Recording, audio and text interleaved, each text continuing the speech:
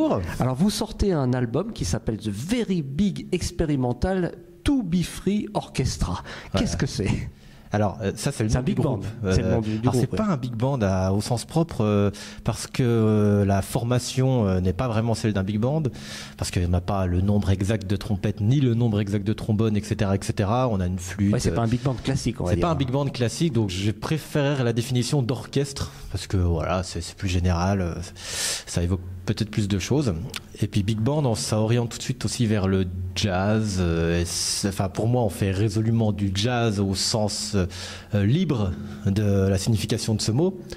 Mais voilà, pour certains programmateurs ou certains journalistes, parfois ça oriente un peu trop le propos. Disons que je ne sais pas quel style on fait, mais en tout cas, on n'est pas un big band au sens. Mais c'était un gros ensemble. Un gros ensemble. C'était ma prochaine question quand même. Voilà. C'est vrai que quand on met ça sur la platine, on écoute.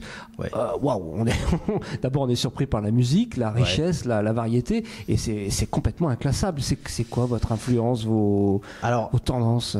Nos tendances, on en a plein. Enfin, moi, j'en ai plein. Les membres de ce groupe en ont énormément.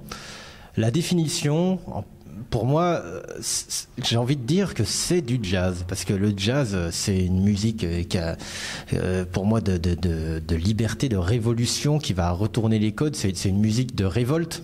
À la base, voilà, c'est une musique quand même d'esclavage, des Noirs qu'on a déracinés de leur pays pour aller en Amérique, et même si ça date, cette définition-là date d'un siècle, pour moi c'est ça l'essence même de la chose, quoi. C'est-à-dire que on fait une musique de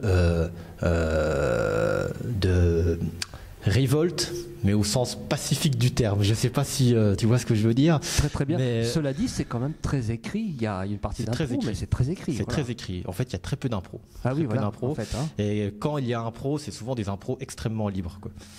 Il y a des collages aussi. Il y a des morceaux. Il y a des extraits de. Alors, je fais mes partitions. La pochette du disque, c'est Benjamin Flahou qui l'a faite. C'est à base de mandala. Ouais. Et parce que les partitions que je fais, alors pas toutes, mais une bonne partie des partitions qu'il y a dans ce disque sont à base de mandala.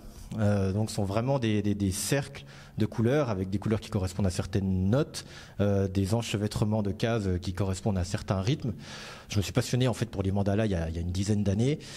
Et c'est ça que vous essayez de transcrire dans cette musique-là, en fait. Oui, enfin bon, ça c'est juste le principe d'écriture qui va rappeler ça, mais ça a une vertu pédagogique aussi, le mandala pour les enfants. Qui compose ? C'est vous qui faites moi.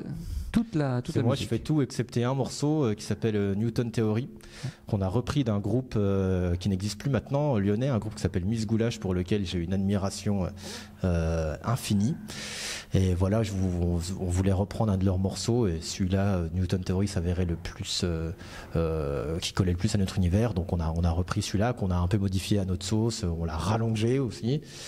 Et voilà, on en est très content. Mais sinon, tout le reste, c'est tout moi qui ai écrit. Il y a un morceau qui s'appelle Satouari, qui est une libre adaptation d'un morceau de Marin Marais, le badinage, qu'on peut retrouver dans la bande originale de Tous les matins du monde. Voilà, qui est un des premiers morceaux du Very Big, hein, parce que le Very Big, ça fait longtemps que ça existe, ça a pris plusieurs fois. Mais c'est le premier album, là. Mais c'est le premier album. D'accord, ok. Alors j'ai dit tout à l'heure le titre, non, c'est le nom du groupe, c'est The Very Big Experimental To Be Free, Orchestra, et le nom de l'album, par contre, c'est Waiting in the Toaster. Alors ça veut dire quoi, ça aussi ? Ça veut dire attendre dans le grille-pain. C'est bien ce qu'il me semblait. Bon, d'accord, ça va, c'est cohérent avec le reste. Voilà. Alors est-ce qu'il y a un site sur lequel on peut suivre votre activité ?